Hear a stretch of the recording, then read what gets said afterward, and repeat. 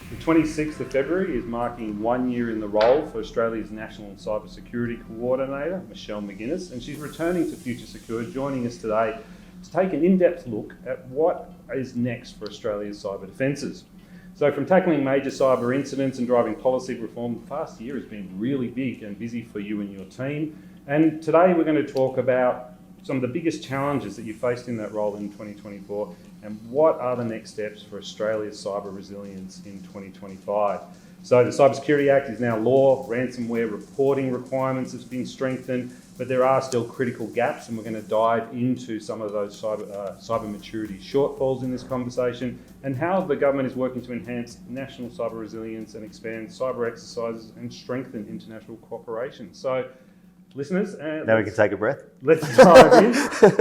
So, Michelle, almost a year in the role. What has it been like? Hey, thanks, Tom. And you've just given us a great snapshot. And I want to say it's not just my team and I who've had a huge year, but so many areas across government and the private sector who've just put their weight behind some momentum coming out of the release of the strategy in November. So there's been a huge body of work across so many organisations. For me personally, what's it been like? Well, of course, it was a deep study. This has been a new language, a new ecosystem, and it's been a great honour and a privilege to work across and seek to cohere and orchestrate that which we have so many efforts moving forward to make them so impactful and to leverage the best each of us bring and to help close any gaps where we might be pursuing areas, because it is such a complex ecosystem. Well, your timing getting in the role was perfect, I think. So the strategy came out November 22nd. February 26th you came into the role, and I think the way you've grown into the role has been a joy to watch. You know, even just seeing you in CISO Sydney the other day and the presentation there and just everything you do and the feedback we get from people inside the industry, it's been very impressive. And so, you know, I think from everyone in the industry, thank you for what you've done. Well, thank you, Jason. That's really kind and very humbling comments. And it, you know, I won't say it. It's not daunting going on a massive learning journey with an incredibly important topic in quite a public way. So I super appreciate the support, and I feel the support that I've got across industry. And from the moment I got in the job, I had messages from across the economy saying, "Great that you're here. Welcome. We're here to support you." So it's been a huge, and it is a whole of nation endeavour. I think that's just symbiotic of the experience I've had, is that this is a challenge for all of us. You know, this is a threat to national security, prosperity and stability. Not one of us can deal with this alone. We all bring strengths, and we should do that which we're best at and do it together. Late last year, the Cybersecurity Act was passed, mandatory reporting for ransomware if you pay it. 98% of Australian businesses are small to medium enterprise, and that's where the skill uplift is really, really important. So how is this information getting out, and what are the changes like, and what difference does it make now for someone who is an SME out there in Australia? Yeah, look, the legislation I think is a significant step change, and there was a huge body of work, particularly across my colleagues here in Home Affairs, to get that across the line. It puts us in a new category of nations that actually have a standalone Cybersecurity Act, which allows us to grow from strength here now that we have developed that. From the ransomware side, we know that it's a massive threat and challenge to all businesses. The most recent threat report from ASD's ACSC, or Australian Signals Directorate's Australian Cyber Security Centre, reminds us of the prolific threat and talks about the cost of cybercrime. And it's interesting because while the cost overall is slightly down, the cost to small businesses is reportedly up. And that does, as you say, make up over 90% of our businesses in Australia. It's a key focus for us. It's a key target of Horizon 1 for our strategy, which really is about strengthening our foundations, focusing on individuals and focusing on vulnerable groups, and building our cyber protections and literacy to a strong level before we progress into Horizon 2 and Horizon 3, with the ultimate goal of being a world-leading cybersecure nation. So the reporting under the legislation, which will come into effect later this year, does require businesses to report if they pay a ransom over a certain amount. That really is designed to help us understand the full quantum, scale, scope, and the processes involved in this incredibly harmful, repellent criminal act. You know, it really is. It's appalling, the threat and the holding individuals and businesses to ransom. When we get a better vision across the economy, get better visibility across the economy on the quantum, then we're better positioned to look at what next steps we can take. I do think we're having an impact. You know, under our strategy, we talk about our commitment to ensuring that we pursue and uphold norms, global norms in cyberspace, and that we do seek to deter and impose costs on those that threaten Australians and Australian citizens. As a result, we've, over the last 12 to 24 months, increasingly applied sanctions and attributed through incredibly hard, persistent work from experts such as at the ACSC, who do an incredible job in diving into the intelligence that provides us with that evidence. And we will attribute when we have the evidence to do so, and it's in the national interest. I think it's having an impact, and it's hard for us to know as government. So many entities that have a ransomware event are embarrassed or have some shame or aren't sure how to go about it, what it might mean for their business model to report it. So I know that we don't see the extent of it, but we know that it can be catastrophic and that it's significant. The legislation will help us get better insight into that and hopefully build more trust in those entities to come and report to us. And it goes hand in hand in that regard with the limited use provisions that have been provided to both my position and the ACSC, so that entities can, in those immediate days of a crisis, come and seek help, share information, see what we can do to support them at that point of crisis without worrying about other regulatory obligations in that immediate kind of put the fire out pace. Yeah, I was going to say, because you mentioned the other day about the next part of the Act Now Stay Secure campaign, which was a good campaign because it's getting down to the basics which we need, right, that the people just aren't aware of. And there's great resources like cyber.gov.au, you know, and for the instance, you know, 1300 Cyber 1. You know, it'd be good to get those numbers out and that they're front of mind, like 000 is if there's an emergency and things like that, and that there are these resources that people can get to. What's happening with that Act Now Stay Secure? If you can share some more of that, because that was a great starting campaign and a good foothold. What's the next part to that? Yeah, absolutely. We're going to continue to communicate across the nation to drive uplift. You know, we do this in partnership with so many others. The National Anti-Scam Centre have got Stop, Think, Protect. And these are really important messages that we nest in and we seek to really make a difference. We have such a range across our population on digital literacy. We want to make sure that from the individual, whether they are new to the internet and regardless of their native tongue, they have the tools that equip them as they enter into that digital world, that they actually are equipped to protect themselves, all the way through to, you know, what we sometimes refer to our kids as digital natives, who are all over it and think that they've got it mastered. So we're really trying to get the basic messages out. And they're really basic, Jason, but not many weeks or days go by without experts from across our economy in incident response or large cybersecurity firms who reiterate the importance of those basics. And ACSC, again, great resources, cyber.gov.au. There are some real basics that all of us can take on and do ourselves without being intimidated by doing those simple things and being unsure about what we can do to protect ourselves. And I'm talking about unique, complex passphrases. I'm talking about multi-factor authentication.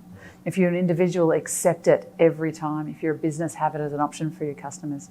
We're talking about thinking before you click on a link, taking that time to pause and reflect, does it feel right? Hanging up, calling back numbers, verifying through your own research that it's legitimate, an outreach, whether it be email, text, or a phone call. And we're talking about, of course, updating software. You know, if you're not updating software, you're really just acknowledging that there's a vulnerability that our software providers have identified and you've decided not to patch it. They're sending them out quite frequently. That's a way to actually patch that software when there is something known. And everything is on the site, right? So if you're an individual, if you're a small business or a larger business, everything's on there. Like there's a resource for every stage as an individual or as a business on there. So, Absolutely. You know, even running through exercises, you know, as Dan Tripovich mentioned the other day, everything's on there, and Home Affairs have been doing a great job, and we mentioned that at the start, but the team and the evolution of the team, especially over the last sort of 12 or 18 months, and the work that's being done there is also making a big difference. So I think collaboratively the way everyone's working together at that level is great. If we could sort of disseminate that back through the industry a bit better, that's going to be a good thing to assist you guys a bit more. Yeah, Our partnership with private sector is critical. You mentioned exercises. It's a big feature of what we do both in government and with the private sector across critical infrastructure sectors, but increasingly we'd love to reach more vulnerable sectors, because when we exercise or we simulate, then we expand our imagination. We understand how we might feel in that crisis, and importantly, who we speak to, how we respond, what are our consequences, how do we start getting that plan for rapidly recovering and mitigating and moving forward. And with your background, as you mentioned the other day, you know, that the practicing of exercises for a war situation, which a cyber attack is in essence, right, is you've got to have that practice. You can't just go, I'm going to be a soldier, I don't need to practice any exercise, and then a war happens and I just go out into the field. You know, you've got to practice to get into that situation, to make it as real as possible. And we need that in cyber as well. Yeah, absolutely. Whether you're a small business or a large organisation and a board, actually thinking ahead about how you will react to an incident, and actually having your mind open to the scope and scale and range of incidences, and really stopping and thinking about the consequences, because sometimes they're not always obvious. And in my experience over the last year or so, my team that respond in consequence management, there are always unforecast interconnections. There are always interdependencies, and suddenly there's a realisation that it's not, this incident's happened and it actually isn't just contained here, but there are so many connections and interdependencies that we need to explore. And the consequences sometimes aren't immediately apparent, particularly for a citizen far removed from the entity, on how that might impact them and whether they know it or not. And we are serious about seeking to minimise that harm and manage those consequences to ensure we have the best outcome for the greatest number of Australians. Yeah. And one of the things that we've spoken about before together is culture, and how that culture, you know, that leads change and how we shift that. Daisy Wong, who's head of cultural awareness at Medibank, said something that really resonated with our listeners on a former episode. And, you know, if you delete it, it protects you. If you report it, it protects everyone. And Dan Tripovich at the CISO conference he took the time to tell everyone that if you report an incident, there is legislation that protects you. You know, you can feel comfortable that you can give that information over, and it can be part of that knowledge sharing, which we struggle with, and that visibility piece. So how important is getting that awareness out that, you know, it's, to your point earlier, you said people are frightened about this kind of stuff. How do we need to, what do we need to do to shift that culture? Because it's got to happen much quicker, as we see. Yeah, I love that analogy about protect yourself, protect others. We have a significant effort across the economy on threat sharing and threat blocking, and I'm super excited about what's happening in that space with some pilots and some really novel ideas on exploring how do we push threats both up off individuals and, you know, through that layered defence approach, but also how do we rapidly share, because, you know, Dan would have said it, these aren't standalone attempts. These are industrial-sized criminal organisations who are applying a model, and they're not just targeting one organisation, one individual, one entity. They're spraying their targets. They're picking up any target they can. They're going far and wide. So information sharing is absolutely critical. Rapidly information sharing. And in the same vein, we rely on our partnerships with industry in that same sharing to be talking across the economy on things that work. You know, firstly, what are we seeing? What's happening? How do we defend against it? How quickly can we bounce back? And sharing that so that not every individual or every entity has to learn the same lesson. But as a nation, you know, we're only as strong as any one of us. A vulnerability to one is a threat to all, really, in this case. So rapid sharing of information. We're looking at platforms to do that. There are platforms hosted by the ACSC that helps with that rapid sharing, and we're inviting all entities. I know that ACSC have resources to join and to get that notification and get those updates, and I encourage everyone to get onto cyber.gov.au, look at the resources. Don't be overwhelmed by it. Look at what is there and take practical steps, and some of them, as we've talked about, are really simple.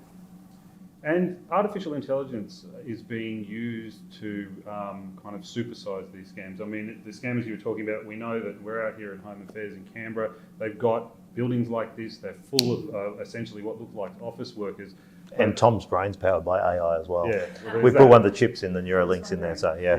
Look, it's not working. Should have seen him before. But Gmail actually put out a notice the other week because there was a sophisticated AI-led scam, and they literally were just saying to people, you will never receive a call from Gmail to reset your password. And that culture is a really hard bit to shift with people. That you get on the phone, it sounds right. You were just sharing a story about a friend who got scammed out in that kind of situation.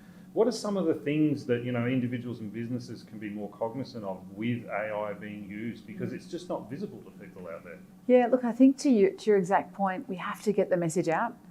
And that's why I applaud you guys. Thank you so much. It's not a comfortable space to always be in the limelight and being put on the spot and being asked to comment very publicly. But the answer is yes. That sort of 7:30 report style all the time. We need everyone across the economy, everyone who has the ability to do so, to proliferate these messages. When we looked at the Act Now Stay Secure campaign and then evolved into what we did for October, which is Cyber Security Awareness Month, we really sought to make sure we did everything we can to have one individual in every Australian home receive those key messages. I can't do it by myself. You can't do it on your own, but we can harness every business leader to support your employees. Make this part of how you develop, train and support your workforce by caring about them and transferring not only how they should operate in a cyber safe manner in the workplace, but take that into their homes.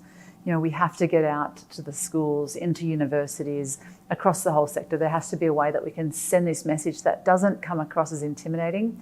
I often talk about expanding cybersecurity from being a deeply technical topic to actually being that whole of nation endeavour and being everybody's business.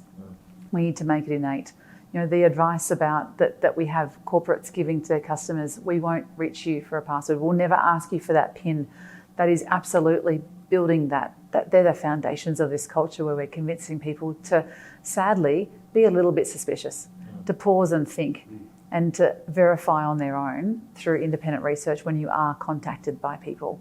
Be polite. Sorry, I'm going to call back. I'm not interested right now. When someone calls, I get calls myself, and I'm not sure if they're trying to sell me a better electricity plan.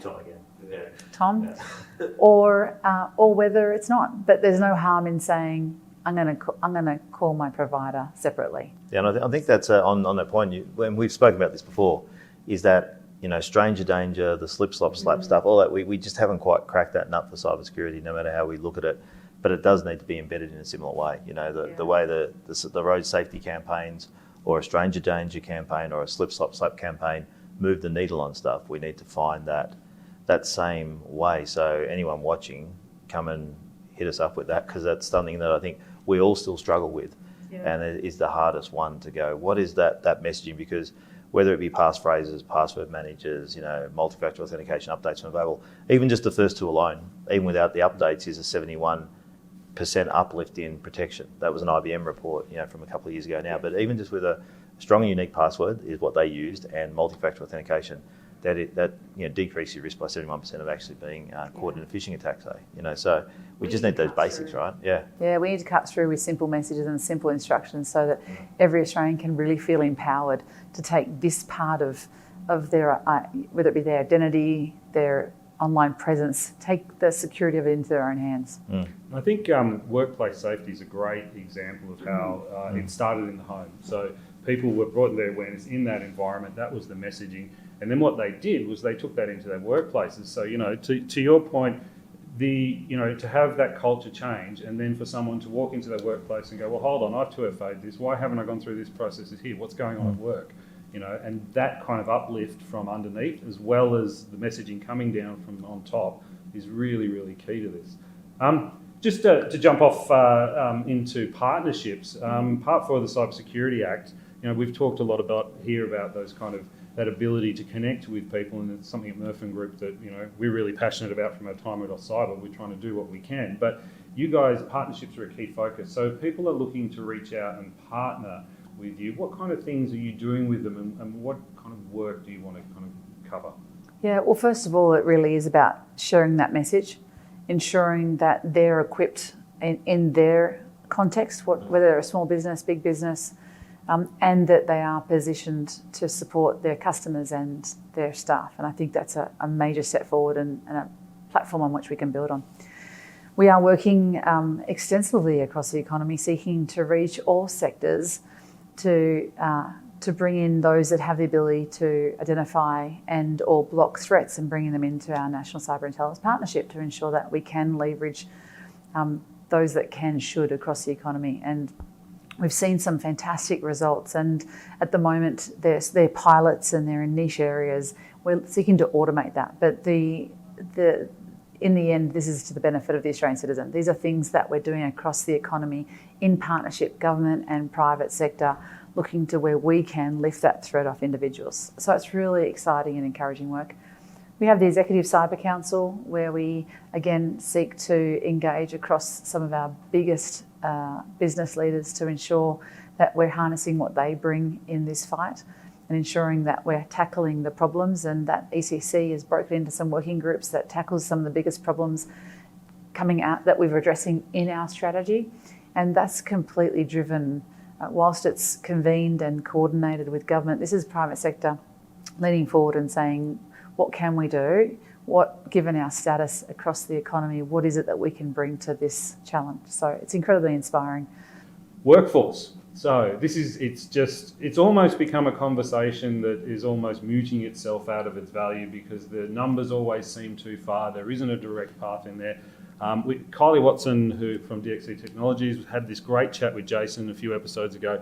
We started to talk about, if you're an accountant, you're learning these kind of skills, and then they are immediately translatable. So just say for a GRC person, so looking that we have got 86,000 jobs short by 2030, to say as an example in cyber, that we need to create our own, at the front, we need to get that workforce creation at the front end there, but where can we look in other industries that we could actually take someone and actually take them into a role? So I think Kylie and I were discussing when we were talking about it is, in accounting or in the legal profession, that they could be good for GRC and cross-skilling them. So that, part of it is that, and this is what that professionalisation piece is, that what it's coming to and at is, how do we create a clear pathway for people in cybersecurity? Find those avatars and we're opening it up, and we sort of spoke about this the other day, is that professionalisation piece, some people are saying it would actually make less women want to do it. I think, well, from what we can gather from even the first part of the work is it'll get more. It'll actually open up the pathway to be more diverse. The people who seem to be fighting it seem to be people that are already established in their careers, and they're not the people we're trying to help here. It's people in remote communities or in regional areas or, that are in small businesses that need actually more help. And, you've been a champion for that. You spoke at the women's conference the other week, and this is something, obviously, it's great having a female leader in a role that can actually be seen and say, there's someone in cyber who's a female. AWSN, Jackie Listow do a great, piece of work there. But it's diversity across all facets, 100%. So how do we, just based on that, not just looking at that pathway from school and all the way through. I want people to get to year 10 and say, what your skill set will actually make you perfect for accounting, law, or GRC and cybersecurity. So these are the pathways, and here's where you can go. Instead of just talking about, just say, accounting and law at the moment. So, you've been a champion for that. But what are your thoughts around, sort of professionalisation or the scheme of actually getting more people into cyber? Yeah, look, we absolutely know that we have a workforce shortage. We have various figures and targets. We have a workforce shortage. We have to attract all types. We are looking at initiatives that will achieve that. But we want career changes to consider their options, and we want school leavers to understand the pathways and to see the pathways to success. Let me step back a minute to your comment about cross-levelling and cross-skilling in different roles. Increasingly, cybersecurity, we all are cyber people. We all interact in the workplace largely with the internet, with the digital ecosystem. So again, let's demystify it. We do, though, have very specific, unique skills, requirements and demands across a spectrum of specialist cyber fields. Getting clarity around that, putting a name on them and identifying a skills pathway to be one is super important. This is a body of work we're doing under one of the working groups with the Executive Cyber Council, is really actually labelling clearly those positions. What that does when our greatest employers across the economy agree and adopt that is provides mobility, provides career pathways, provides your ability to climb the ladder, to be a thing that's got a name. And importantly, you work back to, well, what does it take to be that? What is the pathway? I think plenty of our school leavers, it'd be fair to say, they don't know how to go and be an incident responder. They don't know that we need cyber policy experts. They don't know what the range of fields and the categories across the field is for them to be. So grappling with the terminology, we need to get a standard really lexicon around this so that people can say, I want to be one of those. I know that if I'm one of those, in 10 years' time, I want to manage 100 of those. And then I want to move across into this field because I want to diversify. So we're working to do that, to provide clarity. I think it's really important. We don't just have to go after school leavers. We're going after career changes. We've got to look at the school counsellors. You know, I've spoken to school counsellors who aren't sure how to advise. We need to tell them, how do they help their students? How do they help provide that language around what we do, what's possible? And ultimately, we want everyone to be able to see a pathway to success in the career field they want. We want people to know what the range of career and job specs are. That's great. I also think, and you heard me say it last week, but diversity is capability. And we also won't sustain the size of the growth that we need if we aren't opening up our field, our cybersecurity job specs, to the whole talent pool this nation offers. We have to ensure that we actually are targeting all of our talent across the nation, no matter where they are geographically, where they are in their career. And of course, diversity, as I've said, is capability, it's sustainability. We need diversity to actually contribute to this great challenge, this threat. We can't be constrained by one type of thinking from one kind of background. We need all kinds of diversity. This is about creativity, innovation, teamwork, problem solving. That's great, because that's like untapped. They do neurodiversity, right? And some of the best people in cyber, and I think all of us in cyber in some way, shape or form, somewhere in that, wherever that spectrum sits, we all sit somewhere in there. And it's just the diversity of thought, and just having a diverse team actually makes the biggest difference at solving a problem. So Vanessa Van Beek, when she closed out the cyber conference the other day, that was one that we'll put that recording up for people, because it was really about how the brain works. And she gave the example of, she gets her team to go for a walk, make sure they're hydrated, you know, because you're in a job where you can often be stuck behind a computer. And one of their staff went walking to the train and just relaxing the brain that way, thought, I saw something in an incident log which wasn't quite right, went back and then had a re-look and found this thing which stopped a major incident. You know, it's this diversity of thought in even just things like that. Vanessa was really good. She actually won Women in Security Award last year, and I was a judge on that. And I remember, if I could have given an 11 out of 10 for a proposal, like, her was the only one that was a 10. And then when you see her present there, like, when we put that recording up, outstanding. But it's those sorts of people, right, that are looking at it not just from the cyber angle, but also the human element, you know, and there's cyber minds as well, you know, about, because there's a lot of stress in our jobs as well that we've got to take into account. We've got to let people know that up front, that we need to support people more in that one, because it's the only job I know. I'd love to be a weather person, like at the Bureau, because you can get that wrong every day and you still got a job. But in cyber, you get it wrong once, you get stop a million attacks, and you sometimes don't have a job as a CISO and stuff. So it's a very stressful industry. We've got to take that into account as well in that part. Yeah, hey, fantastic, and such inspiring people across, that's my experience across the whole cyber field.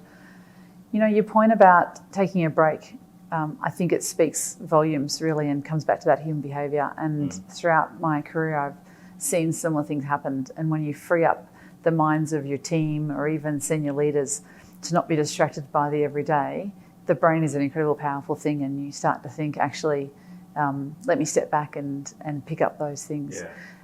We do need to look after our workforce. It is a stressful job. I also want to say to anyone who's looking for a role here that there are so many motivations, but they shouldn't stop short of actually contributing to national security. All cybersecurity experts in our field are on the front line of this challenge, battle. Well, as you say, we all are. It's everyone's responsibility. And I think that was a great line from our last, you know, sort of podcast we did with you, is that it is everyone's responsibility. And if you see something, as Tom said, with work safety or anything like that, you don't just let the water spill sit out there. You know, someone comes out with the yellow sign, puts it out straight away. We need that in cyber and online, because that's the quickest way in. And if we don't, you know, I've seen incidents or things that happen where it was a very low level, and overnight it can go up to an 80% threat just in, you know, a 24-hour period. But we could be monitoring and it's very low, and it upticks really quickly. And if that doesn't get reported back, the harm that sort of thing can do is quite large, right? Yeah, transferring that physical security culture we have, whether it be slips, trips and falls that none of us walk past, or whether it be even pre-COVID, take a hospital environment where you wash your hands before you speak to a patient, you put on gloves when you're dealing with hazardous material. How we apply those very simple things that have rapidly become innate in our physical world, applying them within our digital environment. Yeah. So let's wrap this up by looking forward to 2025. And I really, again, want to focus on SMEs. You've talked a lot about, there's a lot of things out there that they can go and get, but to kind of help them with that cyber maturity. But, for some of the cafes around in this precinct or, the small shops I pass every day, cyber is really a wicked problem. And how are you guys going to go about helping that awareness so these people, small to medium enterprise owners across Australia actually know, okay, this has happened, I can go there, because we all know that awareness is growing, but it's still not reached that kind of tipping point. So what are you going to be doing in 2025 to help bring that kind of closer together? Yeah, look, we're going to keep engaging on every level, including with great folk like you to get messages out. We're going to try and really ensure we deliver coherent and simple messages so that everyone, as you say, the small business owner who's also the HR manager and the IT manager, an incredibly busy human, likely very stressed, actually can simply find the resources they need. Again, I stress cyber.gov.au as a key resource and a guide for where you can find other resources. We're going to continue that message. We're going to continue our public campaign to drive uplift. We're going to release playbooks across sectors that are sector dependent, that we've been consulting broadly across the economy to ensure that they actually are useful, so that if it's part of your sector, you can pick it up and say, where do I start when I respond? We're expanding our exercise program, and I'm super excited with our national cyber exercise program. And again, it'd be unrealistic of me to think that we'll reach the cafe owner, but I hope the outcomes, and we seek to publish key findings and learn through incidents that message does permeate, and in their crisis, or as they're hopefully ahead of a crisis, looking and practicing and simulating or exercising how they might respond when they look at their business risk, that they can find some resources that point them in the right direction and at least have them somewhat prepared for an incident. Maybe the cafe owners can do fortune cookies with cyber stuff inside it. Well, there you go. Well, look, thank you so much, Michelle. It's been amazing speaking to you over your first year. We're going to check in again around the end of your second year and see how much more you've done. But look, it's amazing to have someone like you out there and your team, the NOC, actually creating this change. It's something I think we've been desperate for in Australia. So thank you for the work you and your team do, and thank you for this great conversation. Yeah. I really appreciate your support and all that you do to amplify our messages.